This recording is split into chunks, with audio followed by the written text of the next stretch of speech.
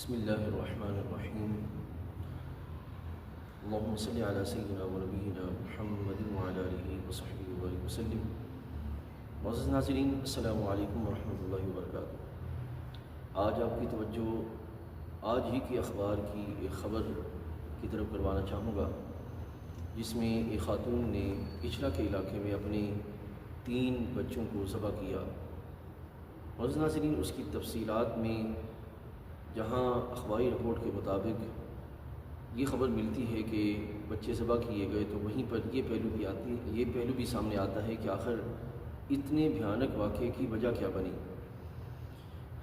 معزز حاضرین، مرد و عورت میاں بیوی ہو جانے کے بعد 2 چیزیں بڑی اہم ہوتی ہیں۔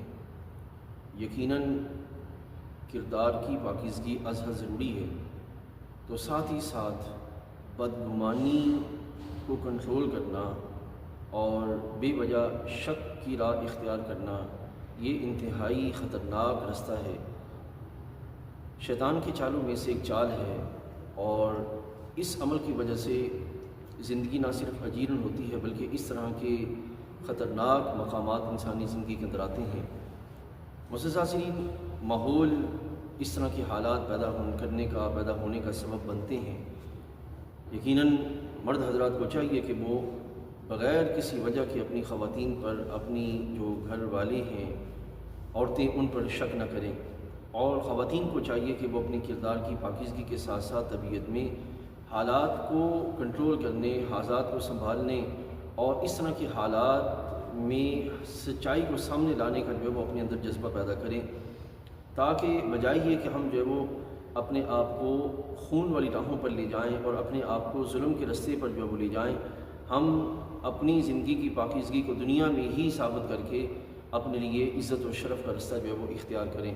یقیناً یہ ایک مرحلہ کٹھن ہوتا ہے، لیکن کٹھن مرحلے سے گزر کر ہی شرف والی راہیں جو ہے وہ سامنے آتی ہیں۔ تو یہ دونوں طرفین یعنی کہ میاں اور بیوی دونوں کے لحاظ سے یہ ازحد ضروری ہے۔ اور کردار کی پاکیزگی صرف عورت کے لیے ضروری نہیں ہے، معزز حاضرین، مرد کے لیے بھی اتنی ضروری ہے جتنی جو ہے وہ عورت کے لیے ضروری ہے۔ تو مرد کو بھی چاہیے کہ وہ اپنے کردار کو بھی پاکیزہ رکھے اور اپنی فکر کو بھی پاکیزہ رکھے، تاکہ نظام کے اندر بگاڑ میں کسی طرح اس کا حصہ نہ بنے اور وہ نظام کی درستگی کے لحاظ سے اپنا جو ہے وہ کردار ادا کر سکے۔ السلام علیکم ورحمۃ اللہ وبرکاتہ۔